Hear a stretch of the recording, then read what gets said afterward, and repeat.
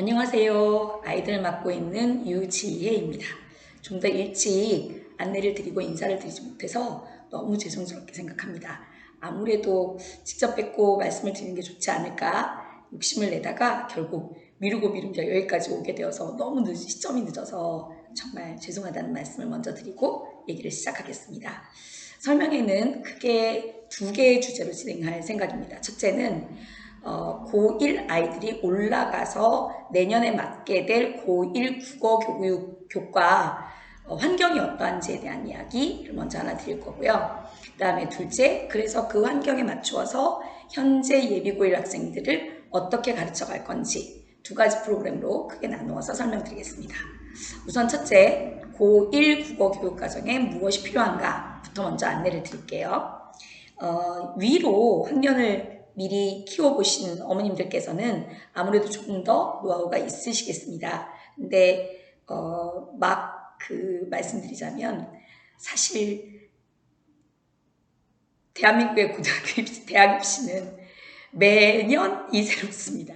그래서 작년의 지식이 이미 낡은 지식이 되어버리고 안정성이 유지되고 있는 틀이 그리 많지 않아서 그러니까 위로 키우셨다 할지라도 2년만 넘어도 벌써 새로운 이야기와 완전히 새로운 반이라고 느끼실 수밖에 없기 때문에 아마 한번 키워봤지만 여전히 어렵다고 느끼시기는 마찬가지이실 거고요. 그래서 올해 큰 아이를 처음 고1에 내년에 보내시게 되는 어머님들께서 난 처음인데 너무 아는 게 없어서 라고 걱정하실 필요는 전혀 없으실 것 같습니다.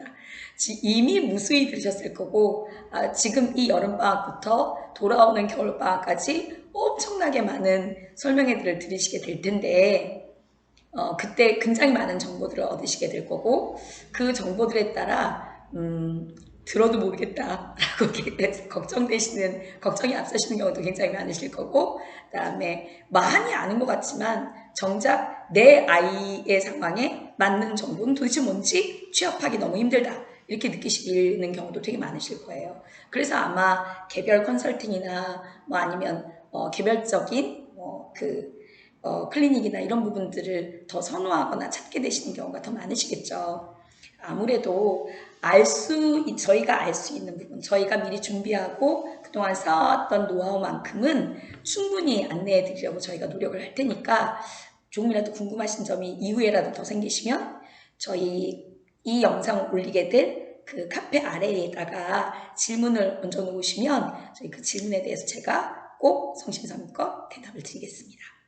자, 우선 고1 아이들이 어떻게 교육과정을 진행하게 되는지에 대한 안내를 저희가 2쪽부터 시작해서 4쪽까지 올려드린 안내에 실어놓았습니다.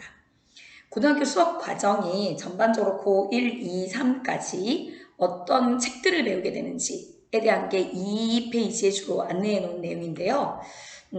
첫 아이신 경우에 어머님들이 제일 당황하실 만한 지점은 국어라는 제목을 가지고 있는 책은 고등학교 3학년 내내 한 권밖에 없다는 지점일 수 있을 거라고 생각합니다. 학교에 따라 그나마 국어라는 이름을 달고 있는 그 고1에 다루는 교과서를 그나마 그다지 열심히 보지 않을 학교도 있을 겁니다. 대표적인 학교가 중동고등학교 같은 학교입니다. 1학년 1학기가 끝나가는 이 시점에서 그 친구들은 국어 교과서에 별로 기댄 바가 없습니다. 좀 다른 작업들을 좀 더 많이 했습니다. 매년 중동이 그래온 경향이 있기 때문에 내년에도 여기서 크게 벗어나지는 않을 거라고 생각하고 있습니다. 비슷한 전철을 밟아가게 될 거예요. 올해의 경우에는 중동은 늘 그래왔습니다만 단국은 그리 심하지 않았는데 올해 훨씬 더 심하게 이를 압박하고 있고요. 그 외에도 여러 학교들이 비슷한 방향으로 예년에 비해 최소한 작년에 비해서도 고1 국어 교과서를 좀 더 적게 다루는 편입니다. 고1 국어 교과서를 적게 다룬다는 것은 코로나 때문에 수업 손실이 많아서 그런가 보다 라고 생각하실 수도 있을 텐데 그런 면이 하나도 없는 건 아닙니다만 실은 그게 다가 아니라 입시 올해 고3들이 막상 고3이 된 올해에 보니 이렇게 키우면 안 되는 거였구나 를 이제야 깨달은 학교들이 시급히 지금 들어오고 있는 학년들에 대해서 어떻게든 그 약점들을 보완해 주려고 노력하시느라 그 노력하신 결과 올해부터 이제 막 서로 다른 커리큘럼이 굴러가기 시작했고 그게 반영되다 보니 이제 고1 국어 교과서의 비중이 예년에 비해 좀 더 줄어든 것이기도 합니다. 이게 무슨 얘기인지는 뒤에 좀 더 같이 모아서 말씀을 드리겠습니다만 하나 분명한 건 어쨌건 고1 국어는 국어라는 이름의 국어 교과서 한 권이 제일 기본이 되는 책입니다. 고2부터는 얘기가 완전히 달라집니다. 고2부터 고3까지 국어책은 없고요. 국어 관련과들만 있습니다. 문학이라는 책이 있고요. 독서라는 책이 있습니다. 그리고 문학은 뭐고 독서는 뭐지 같은 거 아니야? 이렇게 생각하실 수 있지만 문학작품은 고전문학부터 현대문학까지 정말 문학작품만 모아놓은 책입니다. 그리고 독서라는 과목은 문학이 일부 개입하긴 합니다만 문학 비중은 거의 없고요. 비문학 비중이 훨씬 강합니다. 그런 비문학의 글들을 짧은 글들을 아니면 긴 글의 일부를 쪼개서 막 들어가 있어서 비문학 독해를 하는 걸 훈련하는데 좀 더 도움이 될 만한 책입니다. 이 외에도 이 근처 학교에서는 배울 일이 거의 없습니다만 심지어 실용국어라는 책도 있고요. 고3에 올라가면 심화국어라는 책도 있을 겁니다. 이 책은 1학년 국어에서 배우는 바를 좀 더 심도 깊게 더 어려운 지문으로 다루게 되니까 1학년 국어책에 좀 가까운 형태를 띠고 있기는 합니다. 그리고 또 완전히 새로운 형태의 책이 언어와 매체라는 책이 있을 텐데요. 매체, 말하자면 영화, 텔레비전, 라디오 뭐 이런 종류의 아니면 뭐 심지어 SNS 뭐 이런 것까지 마찬가지로 여러 가지 매체적 특징들과 그 매체의 특징에 맞는 의사소통 방식의 특징 이런 걸 다루는 책이기도 하고요. 그게 언어와 매체라는 책의 매체 항목이라면 언어와 매체라는 책의 진짜 한방은 앞부분 언어에 있는데 언어가 사실 문법입니다. 많이들 약어로 들어오셨을 언매인데요. 언매에서 물론 문법이 가장 중요한 영역이 될 겁니다. 그 외에 이 근처에서 국어책으로 많이 보는 많이 보는 제목은 화법과 작문이라는 책입니다. 그래서 보통 화작 이렇게 줄여서 부릅니다. 지금 말씀드린 이런 책들이 대략 고등학교 2학년, 3학년 사이에 선택되어서 학교들마다 이제 교육과정으로 밟아서 성적을 내기도 할 텐데 지금 말씀드린 국어 이외의 과목들은 선택 과목들이 되는 경우도 많아서 굳이 그게 상대 등급을 나누는 것만이 아니라 절대평가로 그냥 A, B, C, D로 평가하기도 하고요. 그리고 F, P 이런 방식으로 이렇게 과락했는지 통과했는지 정도만 체크하는 책들도 있기는 합니다. 그러니까 각 학교의 특징에 따라 서로 다른 책들을 선택해서 고등학교 1학년부터 3학년까지의 국어 과정을 진행하게 될 겁니다. 이건 고1 올라가게 되면서 학교별로 따로 예비 소집을 해서 오리엔테이션 때 우리 학교는 주로 어떤 책들을 선택해서 어느 학년에 진행한다라고 미리 안내가 나갈 거고요. 학교마다 조금씩 차이는 있긴 하지만 대동소이합니다. 왜냐하면 결국은 대학 입시의 가장 중요한 관문 중에 하나인 수능 국어에 가장 적합할 만한 그 교육과정을 짜는 게 각 학교별로 목적이 있기 때문에 학교별로 조금씩 가설이 다르긴 하겠습니다만 거기에 맞는 것들을 선택하여 가르치다 보니 사실 대동소이해 줄 수밖에 없는 경향들을 좀 띠게 됩니다. 그러니까 저희가 고등부 교육과정을 미리 준비한다고 말씀드리는 것은 대부분의 학교가 고등학교 1학년 때부터 3학년 때까지 주로 선택하여 진행하게 되는 국어 교육 내용에서 꼭 요구되는 부분들, 가장 핵심적인 부분들을 이번 여름방학부터 가르쳐 보겠다. 이렇게 말씀을 드리는 거죠.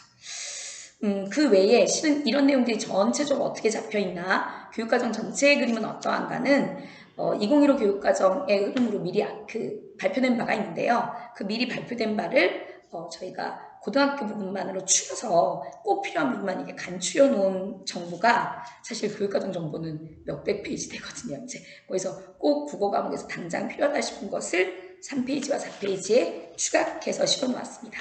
부모님들께서 한 번씩 넘겨봐 주시면 대략의 교육 목표가 어떻구나 하는 건 확인하실 수 있으실 겁니다.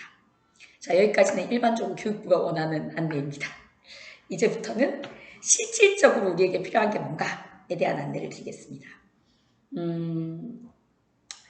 우선 실질적 안내를 드리기 전에 우리 현실이 어떠한 걸 봐야 되잖아요.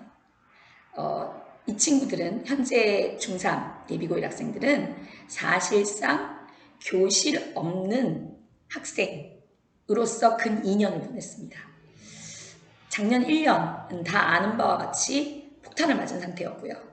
그리고 올해는 1학기에 이제 등교를 했다 말았다 간헐적이었고요. 2학기에 전면 등교를 시행하겠다고 얘기하고 있지만 어머님들도 예상하실 테고 뭐 누구나 다 예상 가능한 내용이지만 분명히 이제 확진자 생기면 고 반이 다 안 나온다거나 고 학년은 또한 일주 쉬어보라거나 이런 일들이 반복될 테니까 2학기에 가서도 아주 정상적인 등교가 가능할 것 같지는 않습니다. 혹은 100번 양보해 완전히 정상적인 등교를 한다고 해도 심지어 3학년 2학기는 코로나 이전에도 사실상 등교에서 정상적인 수업은 진행되지 않았습니다. 입시로 굉장히 뒤숭숭한 교실 분위기였고요. 그 다음에 입시를 하는 친구는 입시를 하는 데 따라서 입시에 초점을 맞추어 학교 바깥의 공부가 더 많았기 때문에 학교 안에 가서 자는 경우가 많으니까 교실 분위기가 별로 안 좋기도 했고요. 그 다음에 입시를 안 하는 친구는 안 하는 친구대로 다 같이 좀 붕 뜨고 안정되지 못한 수업을 진행해 왔기 때문이기도 합니다. 그래서 3학년 2학기는 아마도 등교를 안정적으로 한다고 해도 수업이 아주 안정적으로 진행되기는 쉽지 않을 거라고 예상이 됩니다. 자, 이런 상황에서 사실상 이 친구들이 2년 가까이 국어 과목이 없죠. 어디에서나 지금 지난달에 교육부 발표도 그렇습니다만 교육부가 구체적으로 학력평가를 시행한 결과들을 발표하기도 했고 이게 언론에 많이 소개가 되면서 어머님들도 많이 보셨겠지만 지역에 따라 평가는 좀 달라야 한다고 생각을 합니다. 대체로 이제 수학에 굉장히 큰 폐해가 이렇게 타격이 있었다. 아이들이 전반적으로 스포자 양이 굉장히 늘어났다. 이런 보도들을 많이 보셨을 텐데 이 지역의 특성으로 보자면 이 지역은 오히려 다른 지역에 비해 수학에 입은 타격은 상당히 미미할 것이라고 생각합니다. 그건 어머님들도 다 어느 정도 다 아시는 바이실 테고요. 상대적으로 보자면 더욱더 그럴 겁니다. 다른 지역과 상대적으로 비교해 봤을 때 다른 지역의 수학이 입은 타격과 이 지역의 수학이 입은 타격을 상대적으로 비교해 보면 안 그래도 나던 격차가 더 벌어졌다라고 얘기하는 게 오히려 더 올바를 거라고 생각합니다. 어느 지역이든 상관없이 특히 이 지역에서 어떤 면에서는 그래서 상대적으로 더 나은 면이 없기 때문에 이 지역에서 다른 과목과 비교해 봤을 때 특히 수학과 비교해 봤을 때 타격을 입힌 과목은 사실상 국어가 가장 깊은 타격을 받았을 거라고 생각을 합니다. 언론도 그렇고 어디에서나 문해력이 얼마나 많이 파괴되었는지 그래서 아이들이 갖고 있는 문해력의 공백에 대한 우려들을 상당히 많이 쏟아내놓고 있는 중입니다. 실은 이건 역병이 아니어도 사실상 문제는 문제였습니다. 그 언론 보도를 접하는 제 입장은 어떤 의미에서는 교육부가 문해력과 관련한 교육 내용들을 보강해야 하는 지난 한 4, 5년 사이에 굉장히 심각한 임무를 적당히 방기하다가 코로나 핑계를 대고 빠진다라는 느낌이 들 만큼 제 입장에서는 문해력의 심각한 타격은 역병 이전부터 계속되어 오던 분야이고 역병 때문에 오히려 더 당연히 심해지기도 했습니다. 이 문해력 공백은 고등부로 올라가면 상상할 수 없을 정도의 심각한 문제를 낳게 됩니다. 일단 제일 큰 문제는 애들이 문제를 읽고 문제가 무슨 말인지 모른다는 데서 발생합니다. 이게 국어 과목에서만 그렇다는 게 아니라 문자를 통해 의사소통을 하고 상대가 진짜 중점을 두어 궁금해하고 묻고 싶어하는 지점이 뭔지 읽었는데 똑같은 학생들이 똑같은 문장을 읽고도 어떤 녀석은 이 문제가 묻고자 하는 의도가 이거구나라고 알아듣는데 또 어떤 녀석은 이 문제가 묻고자 하는 의도가 전혀 다른 거라고 봅니다. 물론 이 두 케이스보다 더 나쁜 케이스는 똑바로 읽지도 않아 맞는 걸 찾아라 틀린 걸 찾아라를 거꾸로 읽는다거나 아니면 중요한 어절 하나를 아예 빼놓고 이해해서 딴 문제로 이해한다거나 이런 건 정확한 문장을 읽고도 다르게 이해하는 것보다 더 낮은 수준의 문제 파악 능력을 가진 친구들이죠. 거기가 우리 애인가 봐 이렇게 느끼시지만 근데 그런 친구들도 있지만 그 위에 다 정확하게 읽었는데 중점을 어디에 두느냐를 다르게 읽어서 출제자의 의도를 전혀 엉뚱하게 파악한 바람에 문제를 풀지 못하거나 예상했던 의도대로 선다가 안 나오니까요. 문제를 풀지 못하거나 아니면 엉뚱한 선다를 고르거나 하는 경우들이 굉장히 많습니다. 그건 국어뿐만이 아니라 국어적으로 의사소통하는 능력이 잘 안 되기 때문에 다른 과목에서 더 많이 일어나는 일이죠. 이를테면 우리 아이는 이과니까 라고 생각하실 수도 있겠습니다만 그러나 고1 때 통합사회를 하게 될 경우에 이게 윤리의 영역이거나 아니면 그러니까 다른 역사의 영역이라거나 인문학의 영역이라거나 이런 영역에서 묻고자 하는 의도를 엉뚱하게 알아들어서 해결을 못하는 경우 정말 많습니다. 심지어 수학마저도 문제가 묻고 싶어하는 지점이 뭔지 글로 읽어서 이해를 해야 수식으로 변환을 할 텐데 글로 읽어서 일단 이해가 안 된 상태이기 때문에 그 다음에 어떻게 수식을 세워야 될지에 대한 수식을 세워야 될지 모르겠어로 넘어가지도 못하는 경우들이 상당히 있죠. 이런 문해력의 함정 문제는 정말 심각한 문제가 될 겁니다. 국어 영역으로 와도 2번 길게 말씀 안 드려도 아마 아실 수밖에 없으실 텐데 일단 비문학 독해의 지문 길이들이라거나 아니면 비문학 독해에 사용되고 있는 어휘들의 수준을 보시면 우리 아이가 과연 이 수준의 글을 읽을 수 있을까, 이 단어의 뜻을 이해할 수 있을까 굉장히 염려가 되실 거예요. 제가 이렇게 말씀드리고 있어서 혹시 자료가 없으셔서 답답하실 수도 있으실 텐데 이 부분은 그러고 보니 제가 지금 예비고1에 당연히 아실 거라고 생각하고 그 자료를 안 넣어놨네요. 근데 비문학 독해가 어떤 식으로 나는지는 그러니까 찾아보는데 전혀 어려움이 없으실 거예요. 서울시 교육청 홈페이지에 교육정보란이 있습니다. 그러니까 교육정보란에 들어가서 학력평가라는 챕터를 찾으시면 거기 지난 한 10년간 그 이상의 고1, 고2, 고3에 이미 기출된 국어 문제의 기출 문제들과 답안들이 쭉 다 데이터가 잡혀 있습니다. 뭘 꺼내 읽으셔도 좋습니다. 고1 3월 모의고사를 찾아 읽으시는 게 아마 제일 낮은 수준의 글이 그나마 나온 거겠죠. 고1 3월 모의고사는 얘들이 중3이다 생각하고 낸 문제일 테니까요. 근데 그걸 아마 찾아보셔도 이 정도 길이와 이 정도 길이의 글과 이 정도 어휘의 수준을 우리 아이가 맞출 수 있을까가 충분히 염려되실 만하실 거예요. 그러니까 이게 고등학교 올라가서 제일 먼저 부딪히게 되는 독해가 갖고 있는 벽, 독해 때문에 나는 고등학교 고에 적응하기 어렵나 봐 라고 아이가 느낄 수밖에 없는 두려움의 내용이 될 겁니다. 그러니까 고1 이 문해력의 함정에 걸린다는 것은 사실 그 이상의 모든 작업들을 진행해 나가는데 가장 기본적인 출발선에도 서지 못했다라는 걸 의미하는 거라서 사실 이 영역에 우리 아이가 걸려있는 것 같다라고 생각하실 경우엔 이번 여름방학부터 겨울방학까지 가장 열심히 초점을 맞춰야 하는 건 뭐니 해도 독해 파트가 맞습니다. 그래서 독해력을 어떻게 키워줄 것인가가 1차적으로 이 여름방학부터 저희가 겨울방학까지 예비고 1을 진행하는 동안 가장 큰 목표 지점이라고 생각하고 있습니다. 다만 이 독해를 진행할 때 저희가 강조드리고 싶은 것은 아이의 상태에 맞는 독해여야 한다는 겁니다. 아이의 상태는 다른 건 몰라도 그것만큼은 제 생각은 저희가 제일 잘 안다고 생각합니다. 그러니까 저희가 갖고 있는 가장 큰 강점 중에 하나가 아이를 잘 살피고 정확하게 아는 데 있다고 자부하고 있습니다.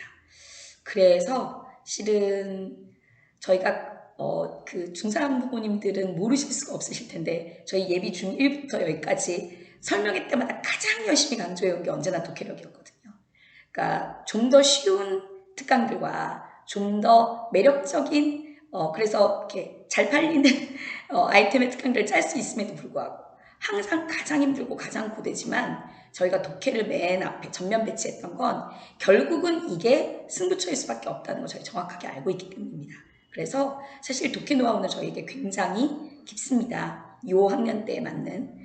근데 그럼에도 불구하고 기존에 오던 독해 말고 저희가 지난 한 달 반, 2달 정도 기간 동안 내부적으로 스터디하는 동안에 가장 열심히 개발했던 프로그램이 실은 이 독해의 수준별 교재입니다. 저희가 지금 독해에 대하여 구체적으로 저희 예비 고1 중3 학생들 저희 출석부 옆에다 놓고 자, 이 친구가 이런 비슷한 상태에 모여 있는데 이런 비슷한 상태에 이 친구를 위해서 어떤 식으로 독해 교재를 짜면 좋을까를 크게 구성과 작게 각 챕터별, 각 시간별, 주제별 문제와 해당 문제에서 그 문제에서 얻고자 하는 능력을 아이가 얻게 하기 위해서 이 문제가 나을지 이 문제가 나을지 어느 만큼 괄호로 비우는 게 나을지 괄호로 물을지 문장으로 쓰라고 물을지 등을 일일이 다 검수해가면 지난 한 달 반, 두 달 동안 내내 스타트 때 선생님들하고 그 부분을 미리 준비했습니다. 그래서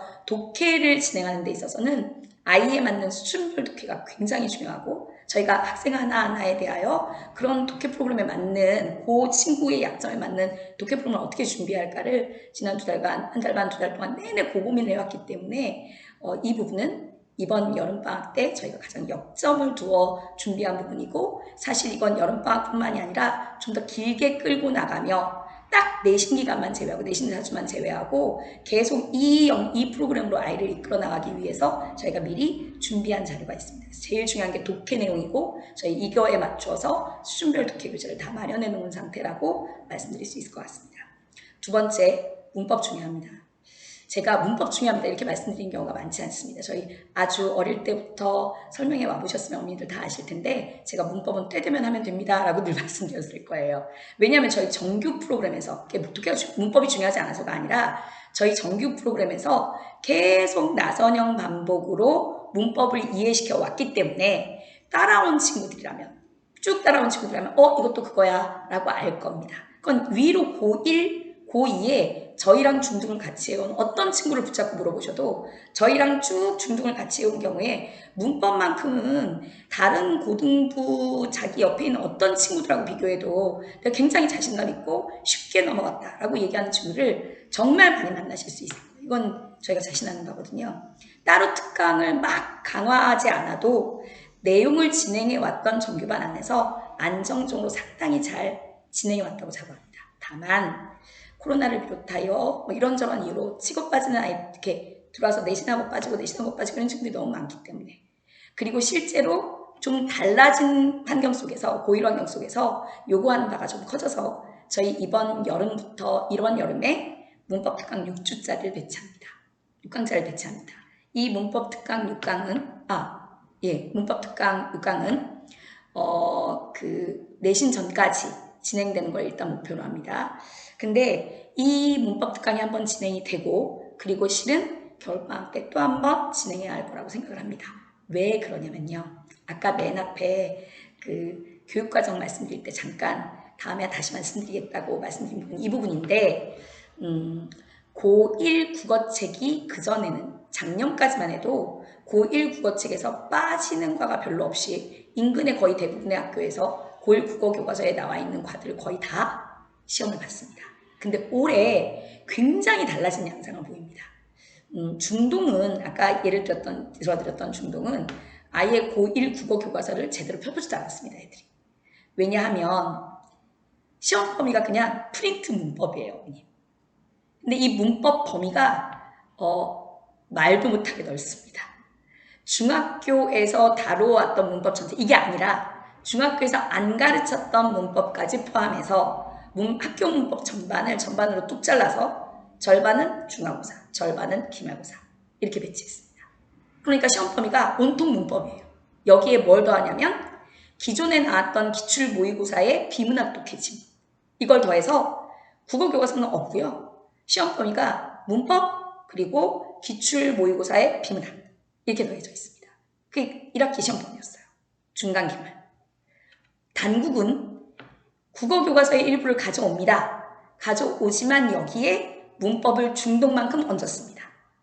중간고사의 문법이 그렇게 얹혀져 있었고요. 기말고사에는 중간에 들어갔던 범위를 누적해서 그러니까 중간고사 범위 있었고 중간고사 범위에 세 범위를 더하는데 이렇게 더해진 범위 전체를 누적 범위로 원래 국어 범위 나가는 거 위에 더 얹어서 진행됐습니다.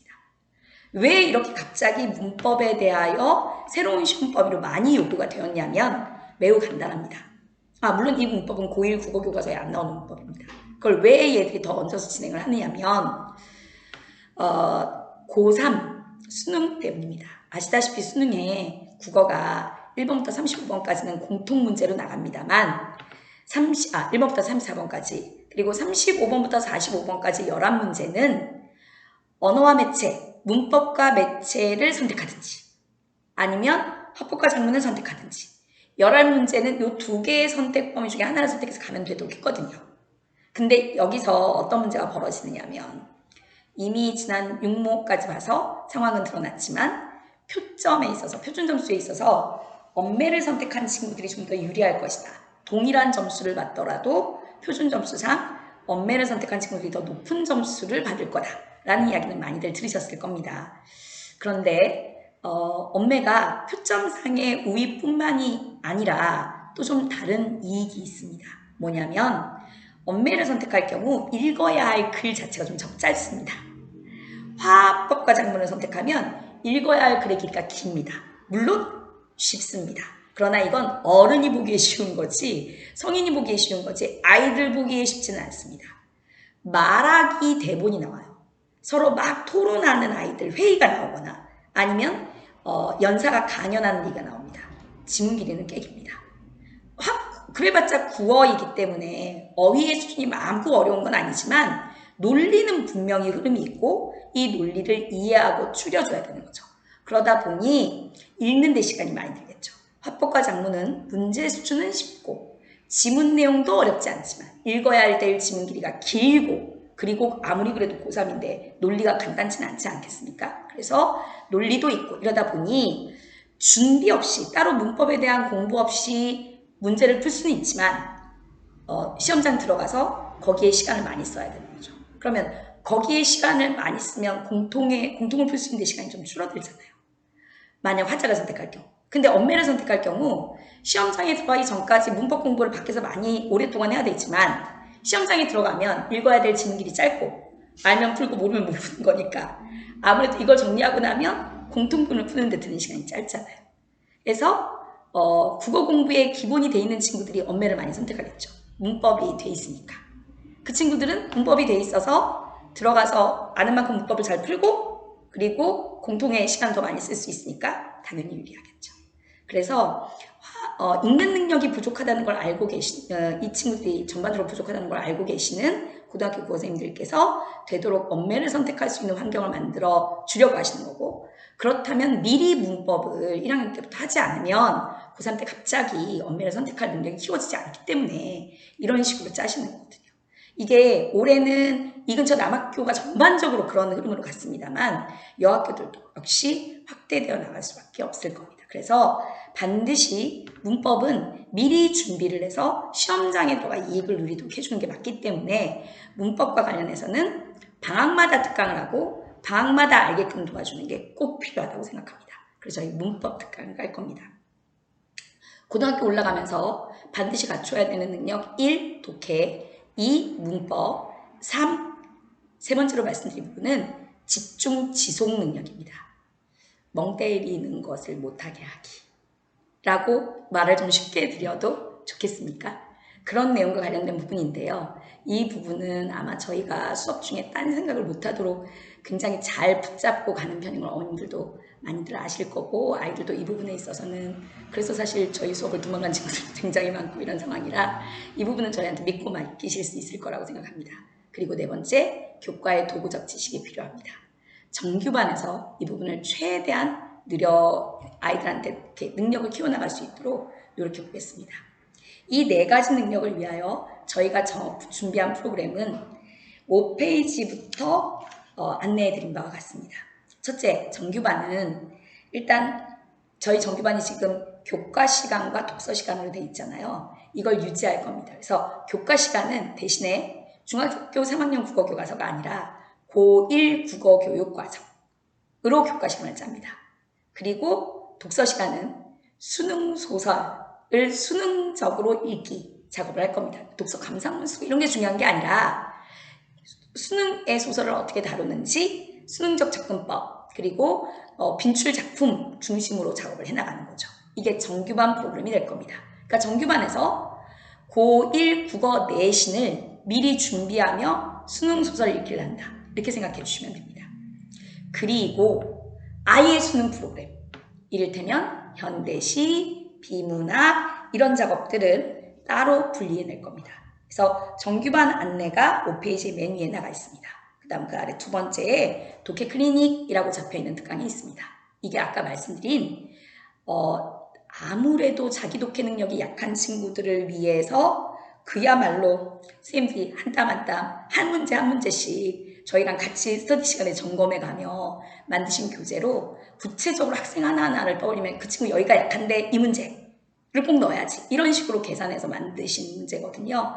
그러니까 오히려 어떤 의미에서는 보편성보다는 개별성, 특수성을 더 강조한 그 독해 문제지인데, 당장 예비고를 위해서 반드시 필요하다고 생각해서 짠 문제지라 꼭 권해드리는 바입니다. 저희가 필요하다고 생각하는 대상 학생들에 대해서는 개별적으로 부모님들께 전화도 드리고 저희 선생님들이 상담도 다 하실 겁니다. 그래서 독해 클리닉은 정규반 수업 외에 자기 약점 처리로 꼭 필요한 클리닉 수업이라고 생각합니다. 그리고 학교문법 총정리가 세 번째 프로그램인데 어떻게 진행할지 아까 말씀드린 바와 같습니다. 그리고 빠른 시작반, 이 반이 6페이지에 안내되어 있을 텐데 이 반은 수능 기초반입니다. 이제부터 수능을 시작하려고 할 경우 잡는 반입니다. 고1에 내신만 잘하면 되지 않을까 생각하시는 어머님들이 상당히 많으십니다. 그래서 내신만 안전하게 하면 된다고 생각하시는 경우들이 꽤 있는데 저는 이 부분에 엄청 반대합니다. 내신만 진행하는 걸로 실제로 내신 성적이 나오지 않습니다. 국어고등학교 국어 내신 문제가 그렇게 만만치 않아요. 그러니까 범위는 국어교과서이지만 그 국어교과서 범위를 풀기 위해 필요한 그 배경문학 작품들이나 배경 지문들이 굉장히 많습니다. 그 배경문학 작품들과 배경 그 지문들을 가능한 한 많이 경험시켜 줘야 하지만 그 외에 더불어 스스로 읽고 이해할 수 있는 능력, 스스로 읽고 해결할 수 있는 능력을 키워줘야 되는데 이건 수능 작업이 아니고는 불가능합니다. 그 수능 기초 작업을 빠른 시작반에서 시작할 겁니다. 그 다음 예비고 국어능력반은 중3 국어능력반이 쭉 연속되어 가는 반인데요. 사실 중3 국어능력반에서 이미 저희 몇 년 전부터 국어능력반 하던 친구들은 쭉 수능 작업을 진행해 왔던 애들이라 저 친구들은 어느 정도 자기 능력이 되는 상태에서 좀 더 고급화되어 가는 방식으로 수능 작업을 진행해 나갈 겁니다. 그러니까 저희 수능반은 레벨로 나누어 말하자면 빠른 시작반이 이제 출발반, 입문반이고요. 그리고 국어능력반이 고급반, 심화반입니다. 이렇게 두 개의 방식으로 수능을 진행할 생각입니다. 이상이 저희 저희 여름방학부터 돌아오는 겨울방학까지 쭉 예비고 진행할 프로그램에 대한 안내입니다. 시간표는 6페이지에 안내해 드린 바와 같습니다. 제가 사실 15분 찍을 생각으로 이렇게 시작하다가 33분이나 돼서 어떡하나 싶습니다. 올라가긴 올라가야 될 텐데 그것도 걱정입니다. 더운 여름 건강하게 잘 지내시고요. 아이들하고 최선을 다해 꼭 필요한 프로그램을 가지고 꼭 더 나은 능력이 되도록 가르치는 여름이 되게 하기 위해서 그동안 준비에 많은 땀을 흘렸습니다. 그 결과를 어머님들과 아이들과 함께 확인하고 싶습니다. 맡겨주시면 최선을 다하겠습니다. 감사합니다.